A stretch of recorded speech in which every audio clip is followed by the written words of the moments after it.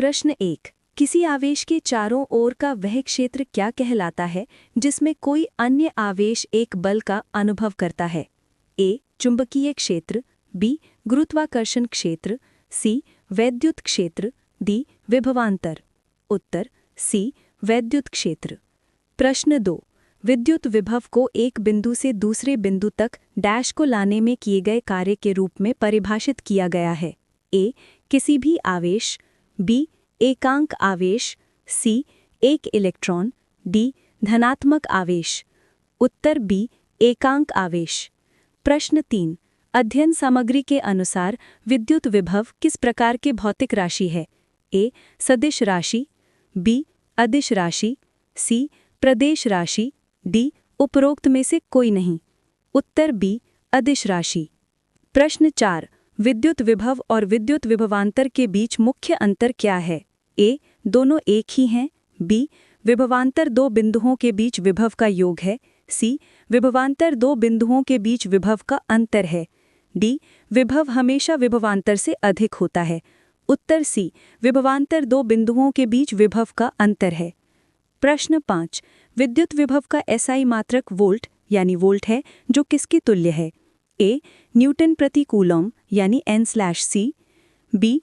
Joule प्रति second यानी J/s, सी. Joule प्रति कूलॉम यानी J/c, डी. एम्पियर प्रति सेकंड यानी A/s।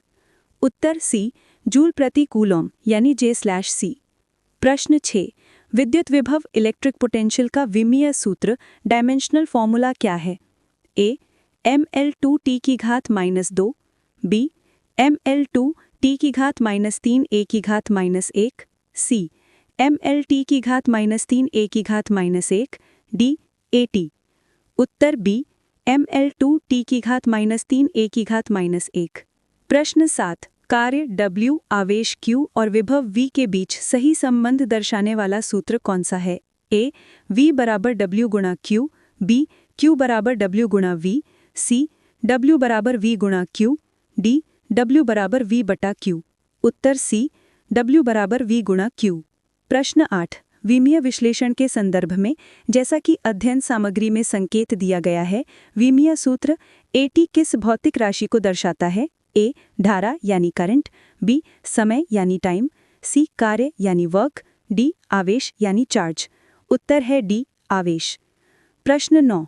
भौतिक मात्रक जूल प्रति कूलॉम J/−1 का उपयोग किसे मापने के लिए किया जाता है? ए. विद्युत धारा, बी. प्रतिरोध, सी. विद्युत विभव, डी. शक्ति। उत्तर सी. विद्युत विभव।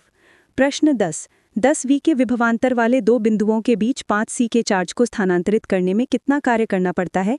ए. 50 V, बी. 50 C, सी. 2 जूल, डी. 50 जूल। उत्तर डी. 50 जूल।